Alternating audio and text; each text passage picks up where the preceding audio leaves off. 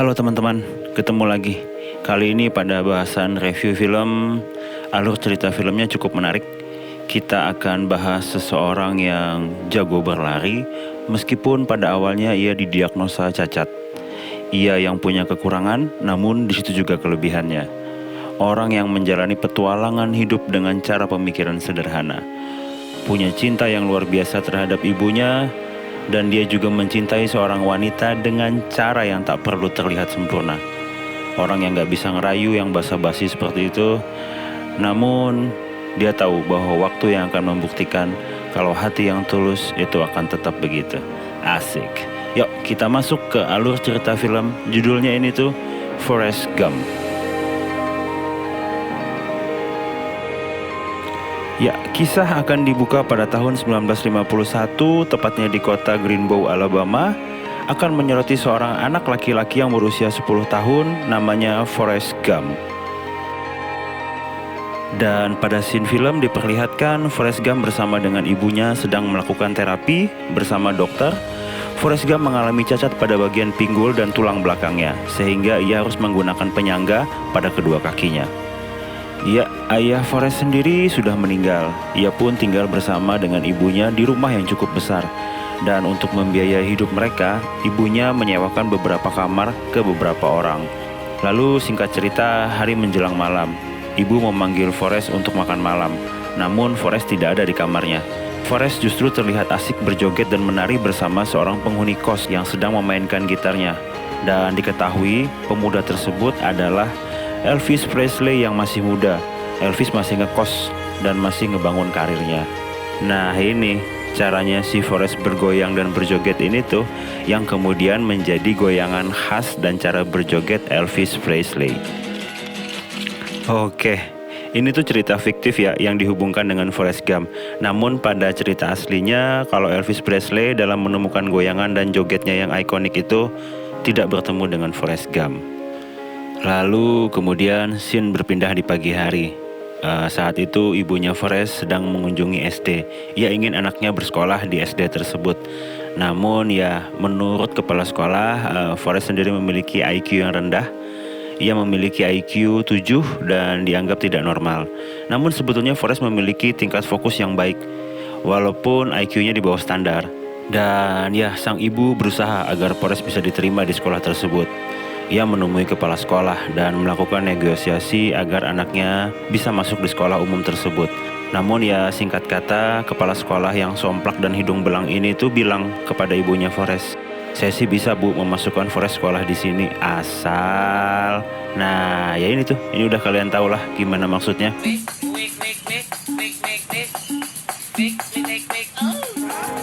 Oke, kita lanjut ya. Singkat kata tuh Forrest sekolah lah di SD ini.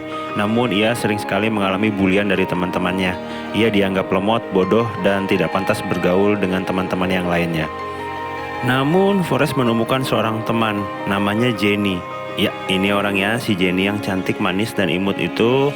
Akhirnya mereka berdua pun berteman, bersahabat, saling mengenal satu sama lainnya. Dan sampai pada suatu hari di mana Forrest dan Jenny ingin pulang sekolah, ya, Forrest dijegat oleh 3 orang dan ia pun dibullying. Forrest pun dilempari dengan batu dan menyebabkan kepalanya berdarah. Jenny pun membantu Forrest untuk berdiri.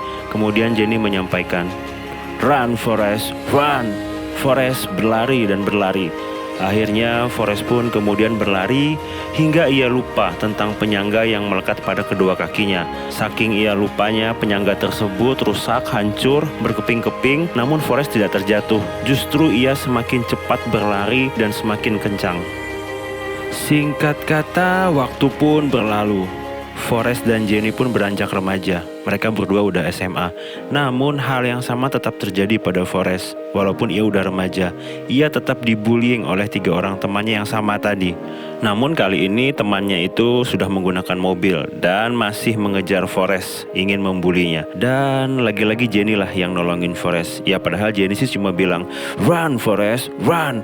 Forrest pun kemudian berlari. Walaupun yang mengejar Forrest ini mobil, namun Forrest berlari dengan sangat kencang hingga mobil pun gak sanggup ngejar larinya Forrest. Forrest yang lari terbirit-birit ini tuh, ia masuk ke lapangan football, dan di lapangan football tersebut sedang ada pertandingan. Forrest pun berlari melintasi arena lapangan football. Ia pun kemudian dilihat oleh seorang pelatih football. Pelatih tersebut bingung, ini siapa nih larinya kenceng banget? Ya kayak gitulah. Ya emang di film ini tuh ya rada-rada konyol dan lucu gitu. Dan karena larinya yang kencang itu, yang melintasi lapangan football itu dan dilihat oleh seorang pelatih, ia pun kemudian ditawari beasiswa di Universitas Alabama tahun 1963. Dan Forrest Gump pun kemudian kuliah di sana dan ia pun menjadi tim inti untuk football. Nah, di film ini tuh kalian bisa lihat tuh respon dan reaksi dari muka-muka ofisial tim football yang dibela oleh Forrest Gump. Konyol emang nih film. Dan Forrest Gump ini tuh menjadi sosok yang berjasa besar terhadap tim footballnya karena bisa membawa tim footballnya menjuarai kejuaraan tingkat universitas. Ya, kalau menurut aku itu terlepas dari kekurangan dan kelebihannya.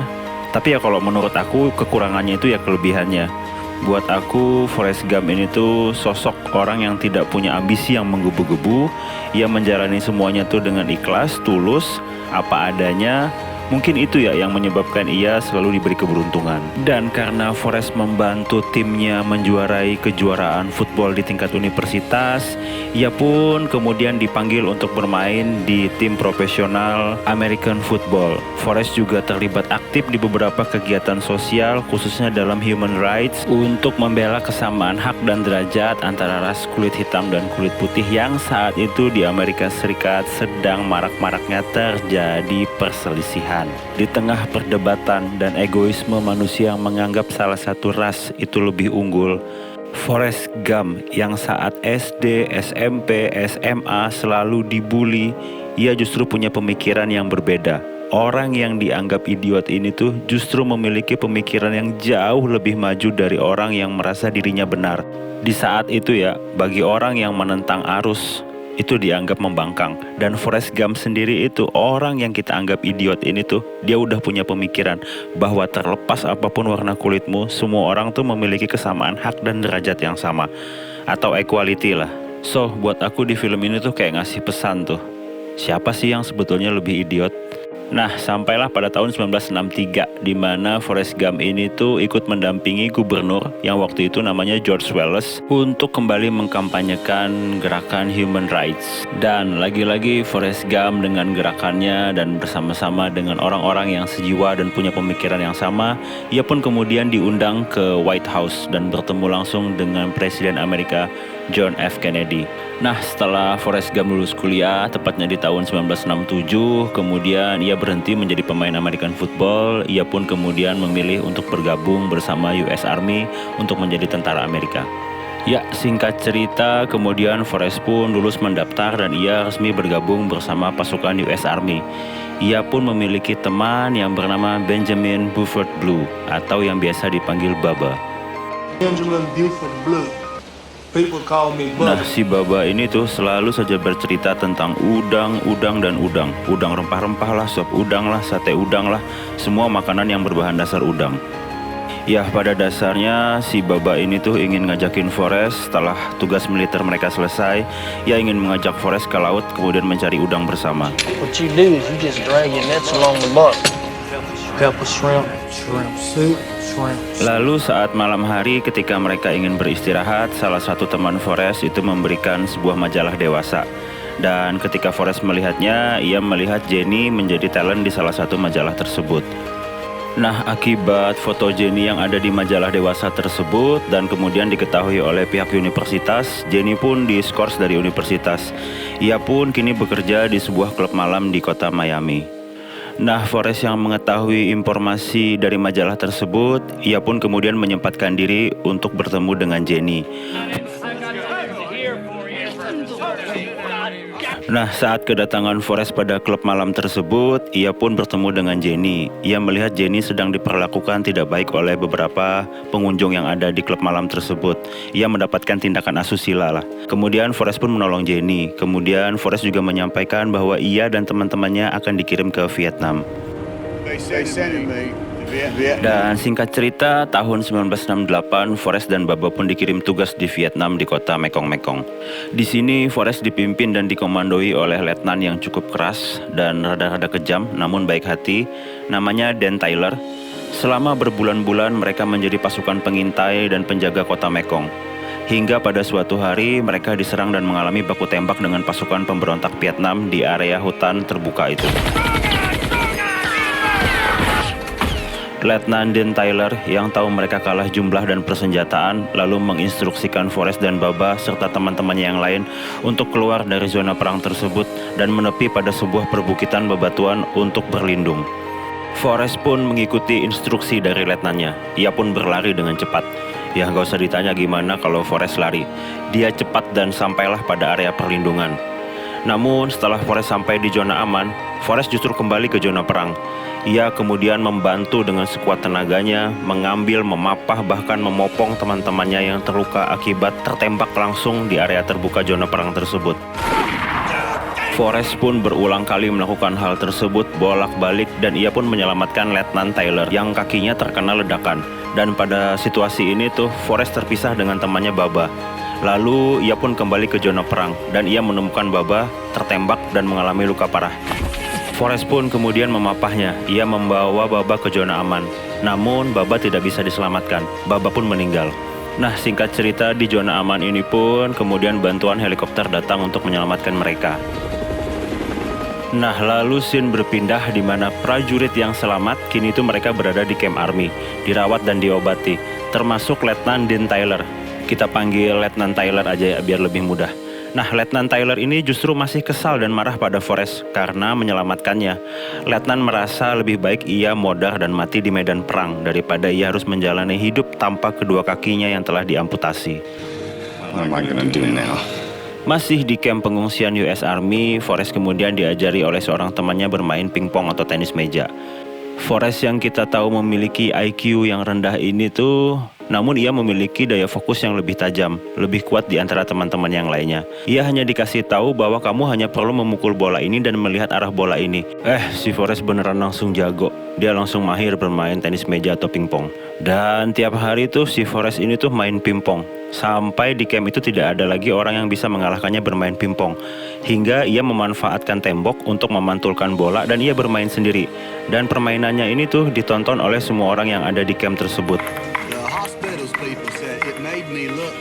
Oke, singkat cerita, Forrest Gump yang saat ini sedang berada di camp pengungsian tiba-tiba diberi surat dan dipanggil langsung oleh Presiden Amerika Serikat yang saat itu bernama Lyndon Baines Johnson. Lyndon Baines Johnson sendiri sebetulnya adalah wakil presiden, namun ia menggantikan posisi John F. Kennedy yang meninggal tewas terbunuh pada tahun 1963. Nah, Forrest Gump ini tuh dipanggil oleh presiden karena ia akan mendapatkan kayak tentara kehormatan atau medali kehormatan, Medal of Honor lah, karena sebagai jasanya yang menyelamatkan teman-temannya di medan perang. Dan sebagai salah satu tentara kehormatan atas aksi heroiknya yang membantu teman-temannya di medan pertempuran, Forrest pun diminta melakukan pidato di depan gedung Pentagon. Ya, ia pun melakukan pidato di gedung Pentagon. Namun karena sifat dan karakter dari Forrest Gump sendiri yang tidak begitu banyak berbicara dan banyak omong, banyak bacot kayak gitu, ia akhirnya hanya menyampaikan satu atau dua patah kata gitu. Namun perkataan dari Forrest Gump ini tuh cukup menggerakkan massa yang luar biasa. Forrest Gump. Nah, di kegiatan saat Forrest memberikan pidato tersebut juga dihadiri oleh Jenny. Kemudian Forrest menghampiri Jenny. Namun Jenny ya lagi-lagi nggak tahu ya gimana ya cara Jenny ngelihat si Forrest Gump ini. Sosok seseorang yang memiliki hati yang sederhana dengan cinta yang luar biasa. Jenny pun lagi-lagi meninggalkan Forrest saat itu. Namun Forrest memberikan sebuah medali kehormatannya kepada Jenny. Lalu setelah itu, Forrest yang udah suka banget main pingpong ini pun terus berlatih. Dan akhirnya ia mengikuti kejuaraan di Beijing. Dan layaknya seorang selebritis, Forrest menjuarai kejuaraan tersebut. Namanya pun meroket. Ia diundang ikut di berbagai macam acara, seperti menghadiri talk show. Dan di sebuah talk show, ia bertemu dengan legend musik John Lennon. Forrest Gump, John Lennon. Ya, setelah talk show itu pun pada keesokan harinya, Forrest bertemu dengan Letnan Tyler yang hidupnya sekarang tuh amburadul dan suka mabuk-mabukan. Tapi mereka pun mengobrol dan Letnan Tyler berkata, Saat ini tuh ia merasa frustasi, terpuruk dan hampir putus asa. Forrest pun bilang ke Letnan Tyler bahwa sesuatu yang dikerjakan dengan ikhlas itu pasti akan baik-baik saja.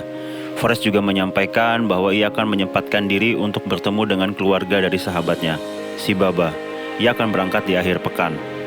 Dan keesokan harinya, Forrest yang sedang berlatih pingpong, kemudian ia mendapatkan surat purna tugas dari kesatuan militernya. Lalu ia pun pulang ke rumah ibunya. Tak diduga di rumahnya, Forrest juga seperti seorang selebritis. Ia mendapatkan banyak sekali cindera mata dan kiriman barang. Forrest yang menjuarai kejuaraan pingpong itu, ia pun menerima uang yang cukup besar. Ia pun kemudian mengunjungi keluarga Baba di akhir pekan. Ia bertemu dengan keluarga Baba dan ia memberikan sebagian uangnya ke keluarga Baba. Forrest juga mengunjungi makam Baba dan ia berucap di makam Baba, ia akan melanjutkan dan menepati janji mereka berdua untuk mencari udang di laut. Forrest pun akhirnya membeli sebuah kapal, dan di kapal itu ia menuliskan nama Jenny. Saat di dermaga, ia melihat Letnan Tyler, dan Tyler bilang ia juga sudah mengunjungi keluarga Baba. Dan setelah melihat keluarga Baba dan mendengar apa yang disampaikan Forrest saat mereka bertemu, Letnan jadi teringat dengan kata-kata Forrest merelakan sesuatu dengan ikhlas. Dan itu membuat Letnan Tyler merasa lega. Letnan Tyler pun dan Forrest kemudian bersama-sama. Ia memutuskan ikut bersama-sama dengan Forrest untuk mencari udang di laut. Singkat kata, mereka berdua pun melakukan perjalanan menggunakan kapal. Mereka yang tak tahu arah, ya karena mereka tidak punya pengalaman menjadi nelayan. Jadi ya terus aja dan terus ke tengah lautan. Mereka tidak bertemu dengan satu kapal nelayan pun. Ternyata pada saat itu mereka tidak tahu bahwa ada informasi yang menyampaikan saat ini sedang terjadi musim badai besar dan itu berbahaya. Namun karena mereka berdua ini tidak tahu, ya mereka akhirnya malah berada di tengah laut. Dan iya, betul saja, badai besar menerjang kapal mereka. Namun mereka berdua berhasil melewatinya. Dan saat pagi, berita di TV menyampaikan bahwa hampir semua kapal nelayan yang ada di desa Baba mengalami rusak parah karena serangan badai laut. Dan hanya ada satu kapal laut yang selamat, yaitu kapal Forrest. Namun berkat kejadian itu, hasil tangkapan udang mereka pun berlimpah. Dan akhirnya Letnan Tyler pun bilang terima kasih kepada Forrest karena telah menyelamatkan nyawanya di medan perang. Di sini tuh kita kembali dikasih lihat tentang kebaikan seorang yang tulus itu tidak perlu meminta imbalan apa-apa, cukup dengan hal sederhana. Tak lama setelah itu, Letnan Tyler mengangkat telepon dan ia mendapatkan kabar kalau saat ini ibu Forrest sedang sakit. Lalu pesan itu pun ia sampaikan kepada Forrest dan Forrest pun bilang, "Letnan, tolong lanjutkan usaha kita dengan hati yang ikhlas." Forrest yang tahu bahwa ibunya sedang sakit, ia pun langsung tiba-tiba loncat. Hanangui berenang dengan gaya torpedo. Ya, beberapa adegan di film ini tuh emang rada-rada membagongkan ya. Namun banyak pesan moral dan nilai sosial yang dimasukkan ke dalam film ini tuh. Dan itu semua tuh dikemas dengan cara yang sederhana, dengan penyampaian sederhana, tapi punya makna yang besar. Lalu kemudian adegan di film pun memperlihatkan Forrest sedang berlari dan sampai di rumah ibunya. Ia langsung menemui ibunya dan sebelum ibunya meninggal, ibunya berpesan, "Jalanilah hidupmu dengan hati yang baik." Ibunya pun kemudian tidak lama meninggal. Dan dengan semua yang dilakukan Forrest dengan kebaikan hatinya, ia kini pun menjadi orang yang kaya raya. Mereka punya perusahaan udang dan saat ini juga menjadi produsen perlengkapan olahraga pingpong. Letnan Tyler pun menjadi jutawan. Sedangkan Forrest Gump pun masih berbagi di acara-acara sosial dan ia tetap konsisten membantu keluarga sahabatnya, si Baba, agar keluarga Baba bisa hidup dengan layak. Waktu terus berlalu dan tahun ini tuh di tahun 1976, ia kembali bertemu dengan Jenny di kampung halamannya. Saat itu Jenny sedang melakukan rehab dari kecanduan terhadap narkoba. Jenny sebetulnya sudah menyadari bahwa kebaikan Forrest lah yang ia lukai dan Forrest tetap mencintainya. Forrest yang tak ingin kehilangan Jenny lagi, ia pun menanyakan kepada Jenny, "Jenny, maukah kau jika aku menikahimu?" Dan Jenny lagi-lagi mikir. Namun di dalam hati Jenny sudah tahu bahwa ia mencintai Forrest. Tapi saat itu Jenny sedang sakit kanker dan ia tidak ingin menceritakannya kepada Forrest. Namun pada malam hari si Jenny dan Forrest pun ya begituan lah.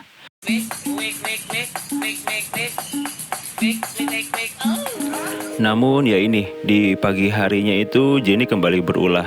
Jenny pergi meninggalkan Forrest. Yap, Forrest pun merasa sedih banget dan ia patah hati. Dan apa yang ada di pikiran Forrest saat itu adalah hanya berlari. karena ia mengingat apa yang ia lakukan bersama Jenny saat SD, SMA ketika ia dibully. Ia pun berlari.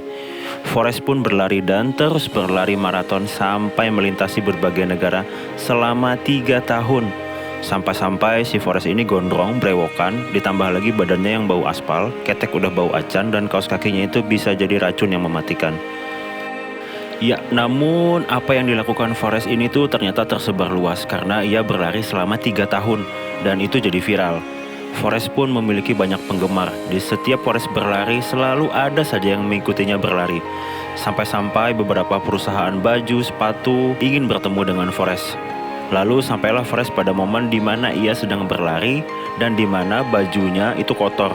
Dan muka Forrest itu terkena lumpur. Dan salah satu seorang pabrikan baju atau clothing distro gitu memberikan baju agar Forrest bisa mengganti bajunya. Namun Forrest mengambil baju tersebut dan kemudian ia mengelap mukanya. Dan saat ia mengelap mukanya, logo pada baju tersebut itu menunjukkan simbol layaknya emoticon smile kuning yang biasa kita lihat sekarang ini. Wih deh, ada-ada aja nih cerita. Lalu sampailah ia di sebuah jalan di mana Forrest tiba-tiba berhenti berlari dan ia sudah menemukan ketenangan di hatinya. Ia pun kemudian memutuskan kembali ke rumah ibunya. Dan saat di rumah ibunya, di sana ia malah mendapatkan berbagai macam surat dari Jenny yang menyampaikan keberadaan dan alamatnya sekarang. Forrest pun langsung ngegas nih. Lagi-lagi ia mendatangi ke alamat tersebut. Dan ia pun bertemu dengan Jenny. Saat Jenny bertemu dengan Forrest melihat bahwa Jenny sedang menggendong anak laki-laki. Dan anak laki-laki tersebut Jenny beri nama Forrest Junior. Dan Jenny menyampaikan bahwa ini tuh adalah anakmu Forrest Gump, hasil dari wik-wik yang kita lakukan sebelum aku pergi. Lalu Forrest yang baik hati ini pun kemudian kembali mengajak Jenny menikah. Namun kali ini Jenny pun mau. Dan akhirnya mereka pun menikah. Namun karena Jenny yang sedang sakit, akhirnya pernikahan mereka tidak lama. Jenny pun kemudian meninggal. Forrest melanjutkan untuk menjaga, merawat, mendidik Forrest Junior. Ia pun sangat menyayanginya. Ia mengajari Forrest Junior banyak hal, seperti bermain pingpong, memancing, berlari, bersekolah, dan lain-lainnya. Tell you I love you. I love you too, Dad. Ya, itu aja gengs. Cerita ini tuh tentang kesederhanaan hati yang tulus dari seorang yang bernama Forrest Gump. Filmnya tamat, gengs. Silahkan teman-teman ambil pembelajaran dari film ini dan semoga bermanfaat. Assalamualaikum warahmatullahi wabarakatuh. Kita ketemu lagi di alur cerita lainnya. Bye.